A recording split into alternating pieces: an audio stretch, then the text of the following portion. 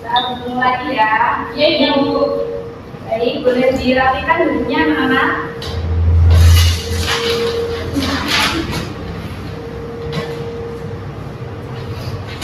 Baik, bismillah, buka ya. Assalamualaikum warahmatullahi wabarakatuh. Waalaikumsalam warahmatullahi wabarakatuh. Selamat pagi, sehat semua ya. Alhamdulillah sehat ya, Bu. Baik, sebelum memulai pembelajaran hari ini kita berdoa terlebih dahulu ya. Pada kelas boleh dipimpin untuk berdoa. Baik teman-teman, sebelum kita memulai pelajaran hari ini, mari kita berdoa terlebih dahulu. Berdoa mulai.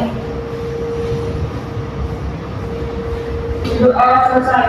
Beri salam. Assalamualaikum warahmatullahi wabarakatuh. Waalaikumsalam warahmatullahi wabarakatuh. Baik, Ibu presensi ya. Jadi Bu, Hadir semua anak-anak. hadir Bu, Suara hati. hadir Bu, Anissa Istiqomah. Hadir Ibu. Maya Lelatul. Hadir Ibu. Baik, alhamdulillah ya, hadir semua. Anak-anak sudah siap belajar? Sudah, Ibu. Sudah ya. Baik anak-anak, materi minggu lalu tentang apa? Ada yang masih ingat tidak? Saya Bu. Ya, boleh Tentang bisa. pertanyaan efektif Bu. Ya, Jadi bertanya itu merupakan kerangka penting dalam proses belajar karena membantu memahami materi, lalu berpikir kritis dan meningkatkan kemampuan komunikasi. Pertanyaan yang efektif berupa terbuka, mendorong penalaran tingkat tinggi, jelas dan fokus pada proses berpikir. Untuk membuat pertanyaan yang baik, siswa dapat menggunakan teknik arti singkat, apa, di mana, kapan, siapa, mengapa, dan bagaimana, serta memperhatikan ketika bertanya seperti tidak menyela, relevan dengan topik dan disampaikan secara singkat itu. ya betul sekali. Boleh tepuk tangan buat Anissa. Jadi minggu lalu kita sudah mempelajari mengenai memahami pertanyaan yang efektif. Pertanyaan efektif adalah pertanyaan yang diajukan kepada murid, kepada guru untuk menanyakan suatu materi yang belum jelas, sehingga ketika menanyakan siswa itu menjadi bisa berkomunikasi dengan guru dan bisa meningkatkan berpikir kritis siswa. Baik, untuk hari ini kita mempelajari topik yang berbeda anak-anak, yaitu mengenai merangkum buku. Nah, sebelumnya anak-anak sudah pernah belum merangkum mengenai materi ataupun buku itu? Belum ya Ibu? Sudah, ada yang sudah, ada yang belum ya? Iya Bu. Ya, dalam merangkum buku biasanya kita kan mempelajari mengenai isi dari suatu materi itu ya, lalu kita rangkum menjadi singkat. Dalam buku fiksi ataupun non fiksi yang kita pelajari, yang kita pahami, lalu kita menulis ulang mengenai materi tersebut, itu disebut dengan rangkuman. Menulis ulangnya dengan apa ya, yang lebih singkat gitu ya anak-anak, itu bisa disebut dengan rangkuman. Baik, lebih pahamnya lebih lanjutnya lagi dijelaskan, kita masuk materi. Nah, apa itu merangkum? Ada yang tahu tidak apa itu merangkum? Merangkum itu mencatat secara ringkas. Iya betul, boleh seperti Kalau menurut saya merangkum adalah kegiatan mencatat, tapi hanya mengambil bagian-bagian intinya saja. ya betul sekali. Jadi merangkum itu adalah mencatat bagian yang penting dari suatu materi ataupun dari suatu buku gitu ya. Nah ini merangkum adalah kegiatan membuat kalimat atau pembahasan tersendiri dengan cara mengambil poin-poin penting yang ada dalam materi atau bab yang lebih singkat. Jadi merangkum itu kita mengambil poin-poin penting dari suatu paragraf ataupun suatu buku ataupun materi, lalu kita meningkatnya dalam sebuah paragraf yang kita tulis itu. Baik, paham kan anak-anak pengertiannya? Kita lanjut. Nah, ada dua cara merangkum anak-anak. Yang pertama yaitu merangkum berdasarkan gagasan pokok. Nah, merangkum berdasarkan gagasan pokok ini maksudnya yaitu kita merangkum berdasarkan paragraf yang ada dalam buku ataupun dalam materi, kita mengambil garis besarnya ataupun mengambil kalimat utamanya dari setiap paragraf. Misalnya kan dalam materi ataupun dalam buku itu kan terdapat beberapa paragraf. Nah, dalam satu paragraf itu kita bisa merangkum dengan mengambil satu kalimat saja. Lalu yang kedua, merangkum dengan pemetaan pikiran.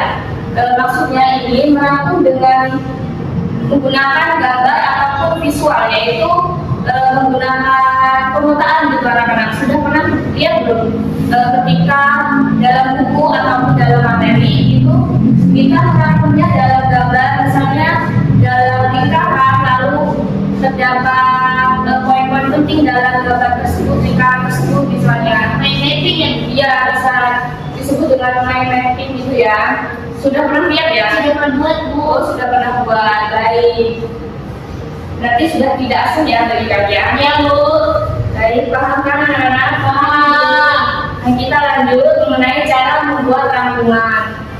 Yaitu yang pertama, membaca teks asli. Jadi, ketika kita akan merangkum suatu buku ataupun merangkum suatu materi, yang pastinya kita harus membaca teks aslinya terlebih dahulu.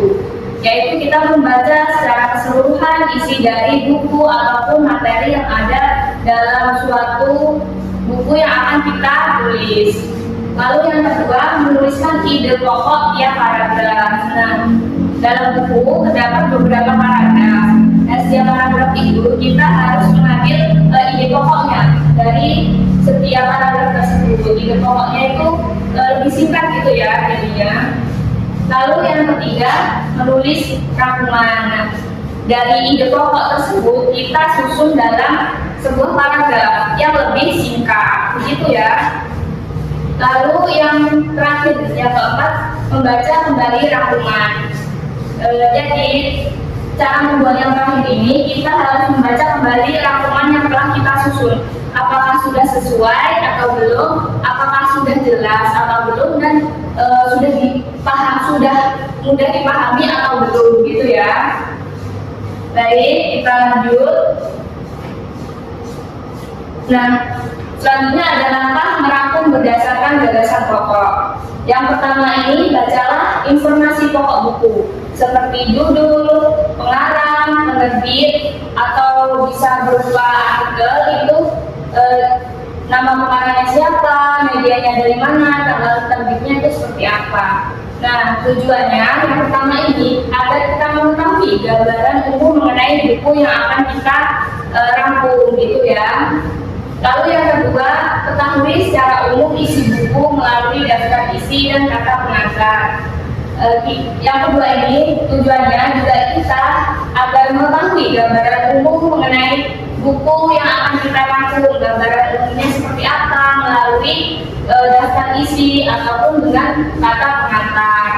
Lalu yang ketiga, buku yang baik itu memiliki susunan berpikir yang terurai dengan baik dalam bab dan subbab. Nah, dalam buku yang baik ini biasanya disusun dengan bab yang jelas dan subbab yang lengkap dan terperinci seperti itu.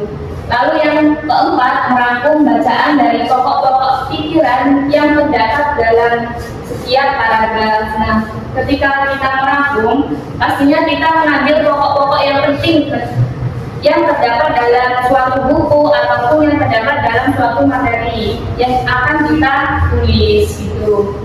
Nah, yang kelima, gagasan setiap paragraf dapat diungkapkan dalam satu kalimat.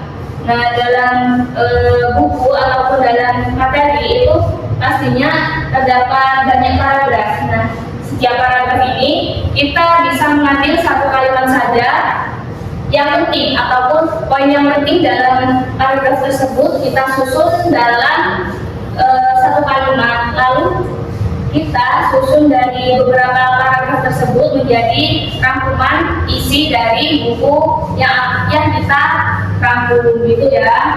Paham anak-anak? Paham ibu? Paham? Kita lanjut. Nah, anak-anak boleh scan ini barcode untuk menyimak ya. Ini ada contoh rangkuman mengenai buku. Boleh sekarang? Iya, silakan. Boleh dibuka HP-nya.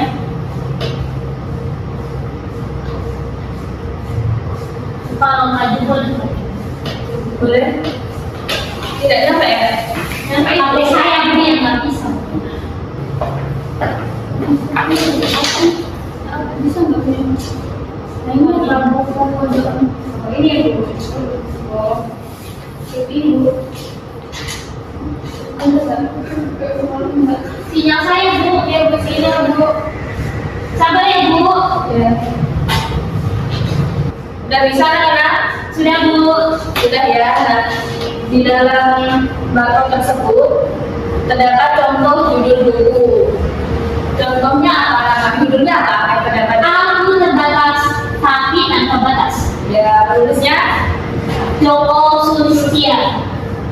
Lalu judul babnya mengenai Yulia Dwi Kusati, 21 KIN Nasional. ya.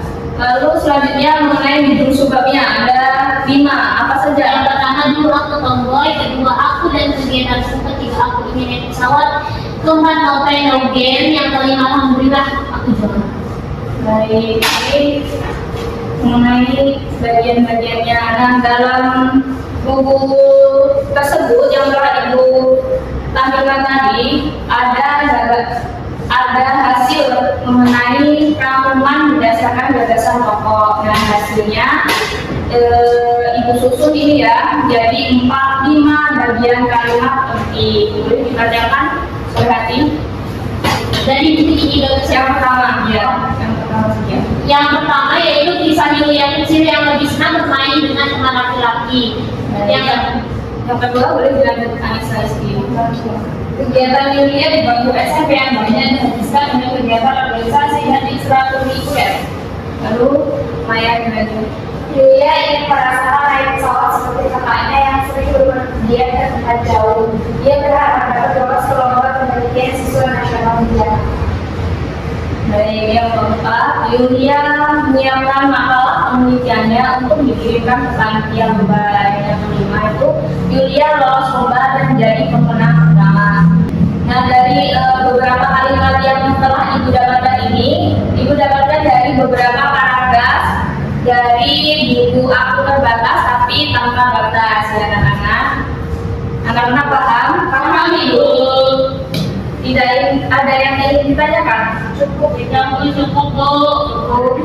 Nah, ini ada tugas kelompok anak-anak. Anak-anak bisa mencari satu buku non fiksi di internet ya. Lalu kalian membaca ulang buku tersebut. Lalu kalian susun seperti contoh yang Ibu tampilkan tadi. Buatlah rangkuman gagasan pokoknya saja 5 kalimat yang sesuai dengan apa yang akan kalian rangkum. Nanti jika sudah selesai boleh dibacakan secara bergantian di depan ya. Berkelompok ya anak-anak. Boleh ditulis di buku atau di kertas? Di kertas boleh, di buku juga boleh.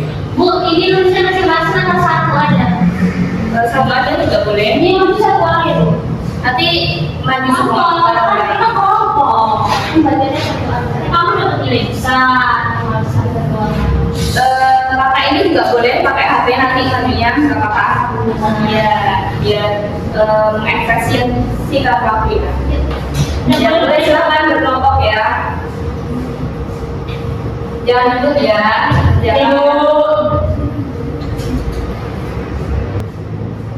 Kerjakan dengan benar ya anak-anak. Kalau salah gimana Ibu?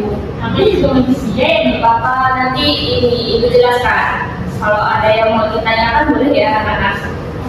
Kalau ada yang belum jelas.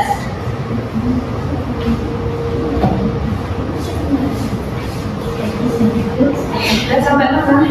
Ibu, kita bisa di sini ya, biar awal. Iya benar Anissa. Jadi ini Ya, ini dilanjutkan ini benar. ini kan Bu jadi kayak gini kayak gini. Iya, iya. Dilanjutkan kalimat 5 kalimat saja gitu. Iya. Mulai dari judulnya apa gitu-gitu ya. Bukunya Ya, Bu, baik Bu. kalau mengerjakan. Iya Bu. Bukunya ini. Udah Bu, sudah semua, sudah ya. Baik, boleh untuk dibacakan di depan. Iya guys. Ya udah ada yang dijelasin. Ayo kita kerja.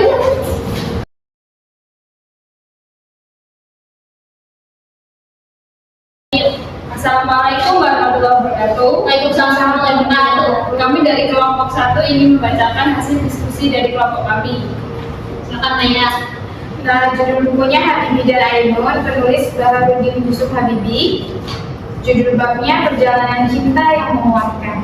Judul sebabnya yang pertama masa muda Ainun, yang kedua pertemuan kembali, yang ketiga kehidupan di Jerman, yang keempat perjuangan dan pengabdian, yang kelima perpisahan yang mengharukan. Dari buku ini gagasan utama setiap paragraf dapat dirangkum sebagai berikut. 1. Kisah Ainun pada masa mudanya yang dikenal sebagai sosok cerdas, berkarakter kuat dan menjadi inspirasi bagi banyak orang.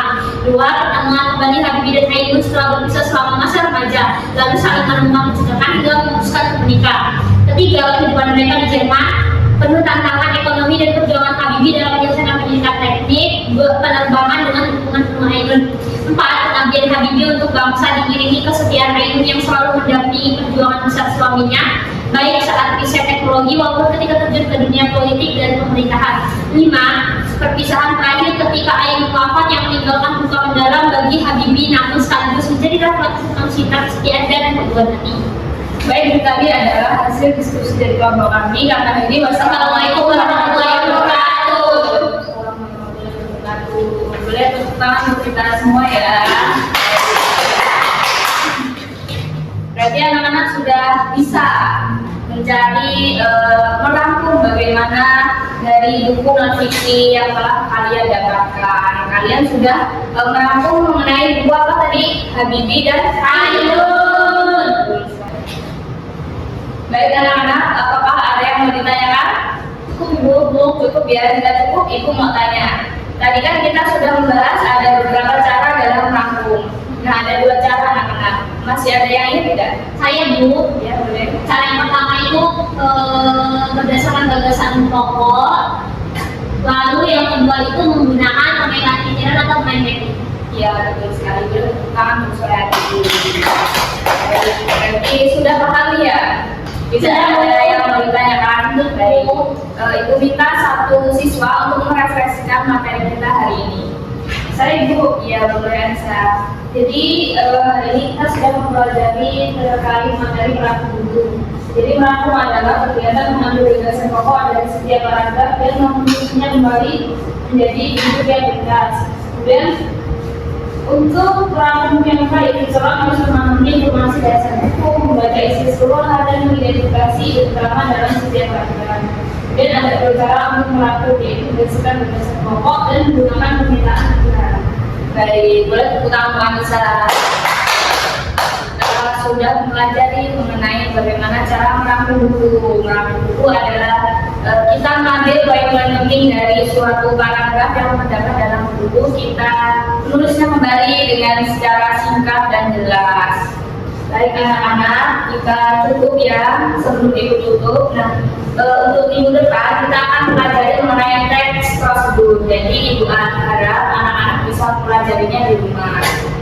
Sebelumnya boleh dipimpin untuk berdoa. Oke teman-teman, sebelum kebanyakan kan tips lupa saya juga. Baik teman-teman, sebelum kita mengakhiri pembelajaran hari ini, mari kita tutup dengan berdoa dimulai.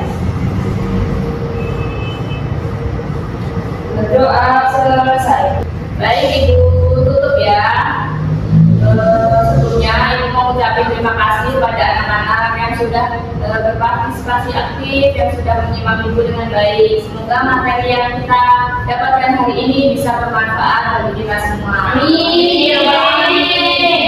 Bu akhiri, wassalamualaikum warahmatullahi wabarakatuh. Waalaikumsalam warahmatullahi wabarakatuh. Makasih Bu. Ya. Hati-hati jalan ya Ibu.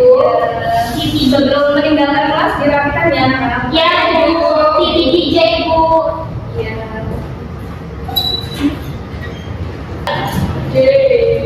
Baik, izin menyampaikan penilaian observasi, yaitu keterampilan mengelola kelas atas nama calon guru Zara Bunga Marisa dengan NPM 23 1304 1034 dengan materi merangkum buku. Yang pertama, untuk penilaian keterampilan mengelola kelas, calon guru menunjukkan keramahan melalui kontak mata, ekspresi positif, dan semangat saat mengajar. Juga tantangannya, guru menggunakan stimulus yang memicu rasa ingin tahu siswa dengan pertanyaan, benda visual menarik. Selanjutnya itu, guru memvariasikan metode media, suara, gerak, atau tidak agar tidak monoton. Juga guru sudah cepat menyesuaikan strategi ketika ada gangguan atau perubahan situasi di kelas. Selanjutnya juga guru sudah membimbing siswa agar bertanggung jawab terhadap perilaku dan tugasnya. Penilaian terhadap pengelolaan penataan ruang kelas. Penataan mendukung interaksi gerak guru dan kenyamanan belajar. Selanjutnya itu pengelolaan alat pembelajaran.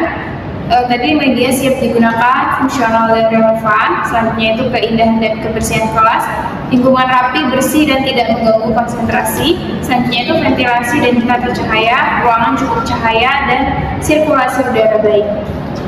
Tindakan pengelolaan kelas yaitu sikap tanggap dan perhatian. Tadi guru sudah peka terhadap perilaku siswa dan kondisi kelas. Selanjutnya perhatian bersamaan. Guru sudah mampu mengawasi beberapa siswa atau kelompok sekaligus. Juga guru sudah memberi arahan jelas agar seluruh siswa fokus pada tugas. Dan instruksi yang disampaikan oleh guru juga runtut, ringkas, dan bisa dipahami siswa. Selanjutnya, guru memberi teguran halus, tepat sasaran, tidak memalukan siswa. Nah, penilaian terhadap tindakan referensif yang dipraktikkan oleh calon guru, yaitu guru sudah mampu membantu siswa memperbaiki perilaku negatif dan juga guru menggunakan strategi depan seperti diskusi, pendekatan personal, konseptual, dan logis. Sekian, terima kasih.